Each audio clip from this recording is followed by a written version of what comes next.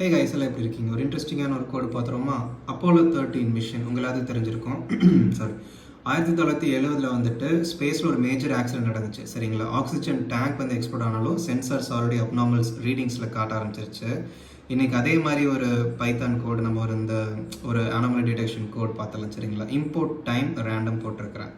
இது எதுக்குன்னு பார்த்தீங்கன்னா, இந்த ரெண்டு மாடியூல் நம்ம இம்போர்ட் பண்ணுறோம். டைம் யூஸ் பண்ணி டிலே வைக்க, லைவ் ரீடிங் மாதிரி காட்ட, ரேண்டம் யூஸ் பண்ணி ஆக்சிஜன் ப்ரெஷர் ரொம்ப ரியலிஸ்டிக்காக ஆக ரேண்டமாக சேஞ்ச் பண்ணுறோம். சரிங்களா? நெக்ஸ்ட்டு பிரிண்ட் அப்போலோ 13 ஆக்சிஜன் டேங்க்னு போட்டிருக்காங்க. இது எதுக்கு போட்டிருக்குன்னு பார்த்தீங்கன்னா, இதில் நம்ம டைட்டில் மற்றும் ரியல் இன்சிடென்ட் பற்றிய இன்ஃபோ வந்துட்டு இங்கே பிரிண்ட் பண்ணுறோம். நெக்ஸ்ட் வந்து சேஃப் ரேஞ்ச்.